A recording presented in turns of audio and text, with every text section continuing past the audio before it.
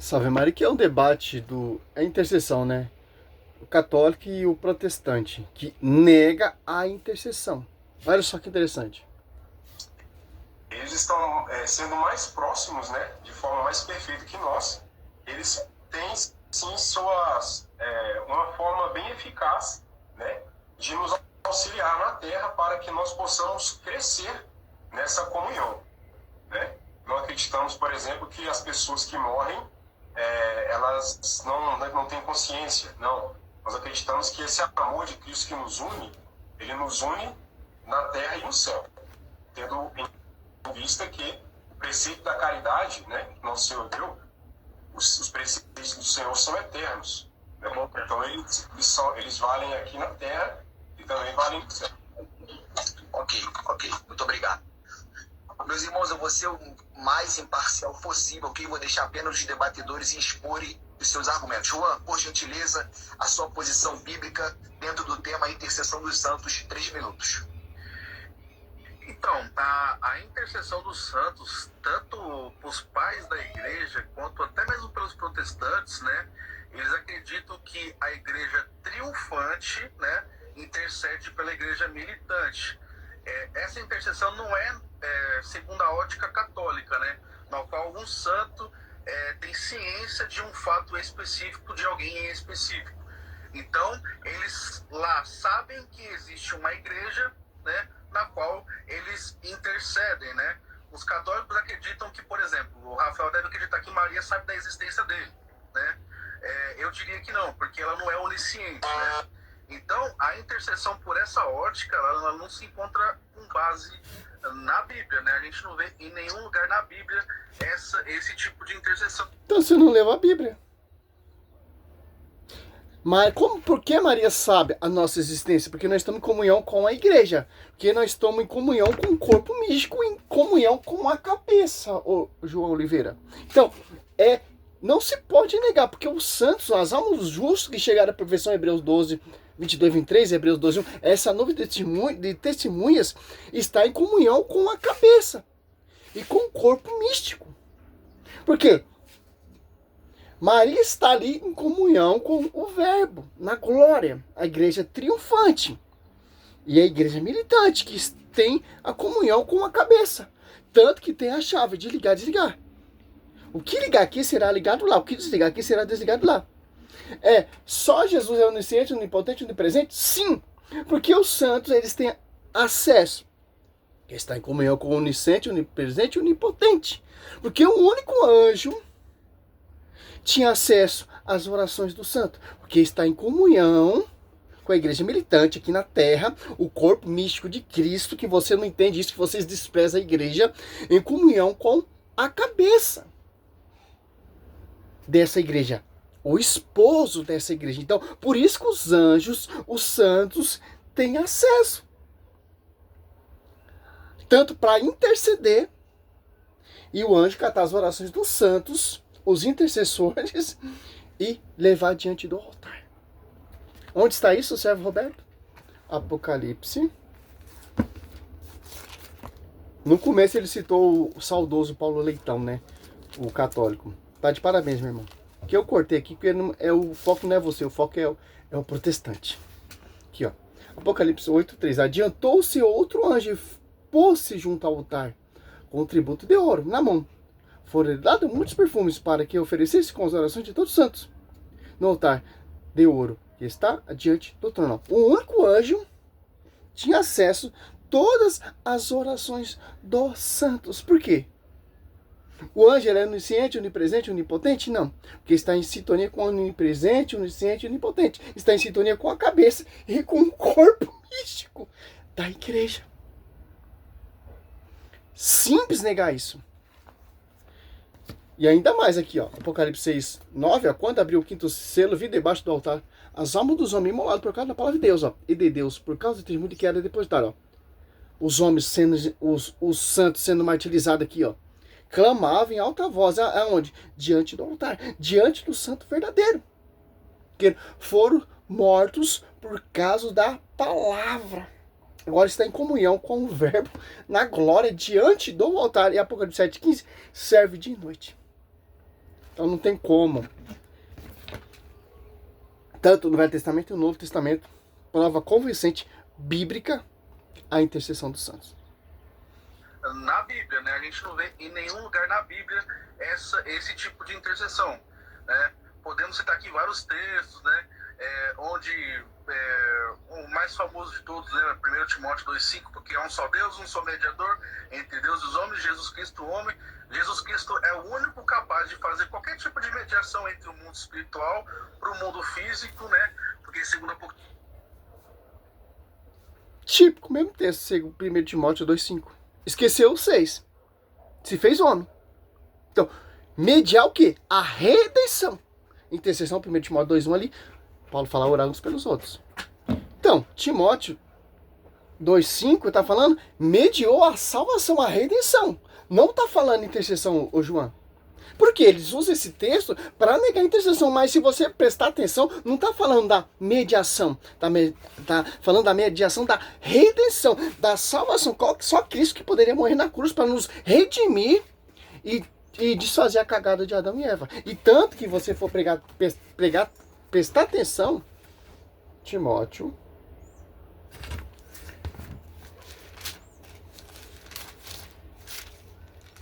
Aqui, ó. 2, 1. Ó. Acima de tudo, recomendo que se faça prece, orações e suplicações de graça por todos os homens, pelos reis, por todos os que estão constituídos autoridade, etc, etc. Em Tiago 5,16, também fala orar uns pelos outros, como o profeta Elias orou, etc. É simples entender isso. Tá falando aqui, ó. Porque há um só Deus. Um só mediador. Mediador do quê? Mediou o quê? Intercessão? Não. A redenção. A salvação.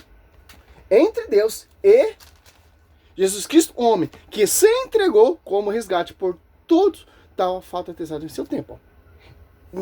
Esqueceu o 6. Esqueceu 1. Esqueceu 2. Para você entender o que se está se referindo ao contexto. Por quê? Para negar a intercessão. Simples. Vamos lá. Brincadeira, né? Segundo Apocalipse, ele é o que sonda os corações de cada pessoa, né? Então ele tem ciência de cada caso específico. Está citando Apocalipse, é o livro que prova mais a intercessão. O Apocalipse é que se prova mais. Cada pessoa específica, né? Eu também posso citar aqui diversos textos também, 1 João 2,1, né? Onde ele fala que Cristo é o nosso advogado junto a Deus, né? E também Romanos 8,34, né, que Paulo fala que é Cristo que intercede em favor de nós, das nossas causas, né? Jesus, ele costuma dizer muito assim, né, vocês têm que pedir em meu nome, né? João 15,16. Vocês têm que pedir no meu nome, o protestante, né? Lá do... Então, tudo igual, cara. Misericórdia. No nome de Cristo, né? Por que então eu deveria pedir para um santo, né? O que seria assim, insuficiente para Cristo que seria suficiente pedindo para um santo? Então, não tem lógica isso, né? Então, eu começo... 1 Coríntios 1 e 2, porque ali a comunidade aos Coríntios imitava Paulo. Então por que a comunidade vai imitar Paulo? Porque se pode ir diretamente a Cristo. Se pode orar diretamente a Cristo. Não, por isso que Cristo deixou uma igreja. Olha só que interessante. Para você chegar até ele. Para que eu vou pedir a intercessão do santo se eu posso ir direto a Cristo? Não, Cristo deixou uma hierarquia, deixou a igreja, deixou essas nuvens de testemunha, que são testemunha viva. Hebreus 3, lembrar de vós que iniciaram a carreira. Imitar a fé deles. Olha só. Hebreus. Claro que ele vai usar texto que citando. Mas se você prestar atenção aqui, se for prestar atenção mesmo, olha só que interessante. Vou dar um pause aqui rapidão. Voltando aqui, né? 1 Coríntios, olha só. Você pega aqui 1 Coríntios 11, 1, ó. Tornai-vos meus imitadores, como eu sou de Cristo. Olha só. Como a gente vamos chegar até Cristo? Se inspirando nos santos. As almas dos justos chegaram à perfeição. Quem são esses santos? que intercede, que está diante do altar, que foram martirizados, Apocalipse 6, 9, 10, Apocalipse 5, 8, que tem acesso às nossas orações. Porque está em comunhão com a cabeça, está em comunhão com aquele que mediou a redenção, a salvação, com a sua esposa mística aqui na terra.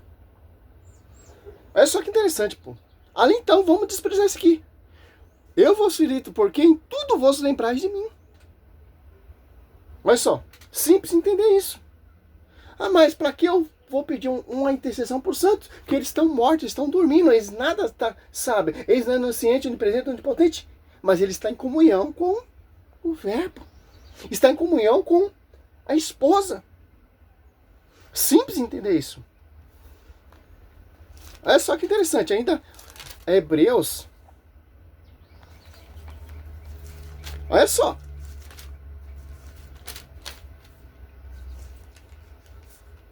Eu não tenho paciência, pô. Aqui, ó. Hebreus 6:2, ó.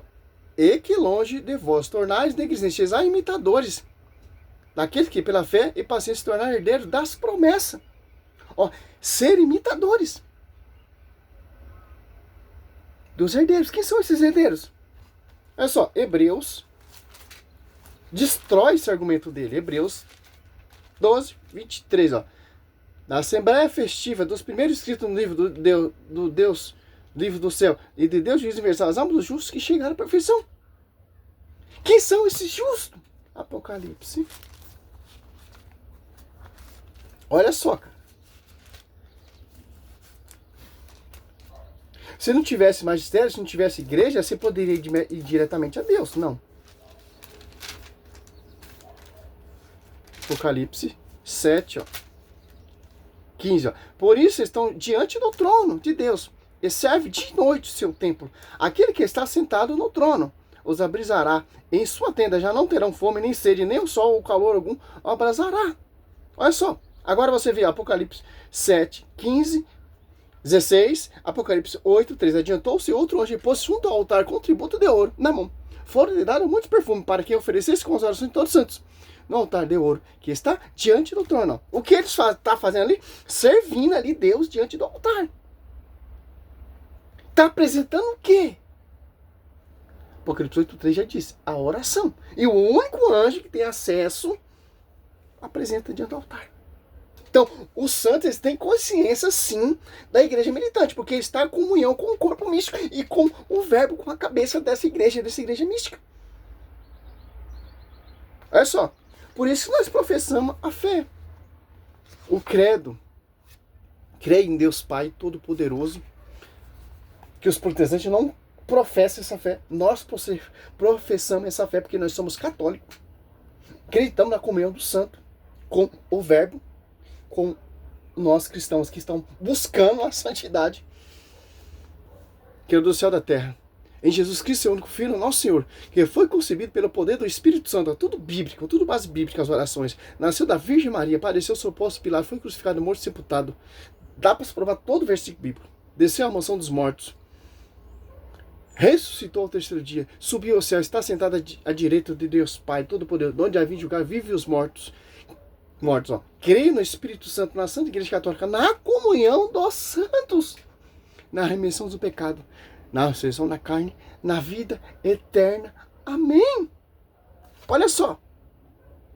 Vocês não são obrigados a acreditar na comunhão dos santos, porque você não professa essa fé. Você professa o quê? Não sei o que você professa, porque a Universal prega uma coisa, a Assembleia prega outra coisa, a Mundial prega outra coisa. É simples entender isso. Tanto no Velho Testamento e no Novo Testamento tem como se provar sim. Como diz o nosso amigo aí, o falecido Paulo Leitão, já provou isso, ex-protestante, que eu me inspiro muito na pregação desse cara. Eu amo esse cara, eu amo a pregação desse cara de coração, cara, porque o cara me ensinou a ser um pregador de verdade. Que Deus até intercede por nós, Paulo Leitão. Faz falta, amigo. Seus vídeos, seu estudo tá fazendo muito falta para nós católicos. Mas o que você deixou já está amplo para a gente entender e aprender realmente estudar a Escritura. Intercede por nós aí, meu irmão. Eu creio que você está em comunhão com esses santos na glória. Eu creio. Salve Maria sobre sua vida. Sou missionário Sr. Roberto. Não tem como, meu irmão, não tem como. Esses debates são desnecessários. Que os caras não respeitam. Tá na Bíblia. Você vai negar uma verdade que tá na Escritura. Você quer ir diretamente a Cristo? Então vai, pô. Vai direto a Cristo. Você não precisa da igreja, você não precisa da Bíblia, você não precisa de nada. Você precisa de mente ir diretamente a Cristo. Vocês são os particulares, vocês são os melhores. Certo? Simples entender isso. Salve Maria, sou o missionário Sr. Roberto. Esse é o primeiro vídeo aqui desse debate. Vou mostrar mais pra gente entender, pô. Salve Maria, sobre a sua vida.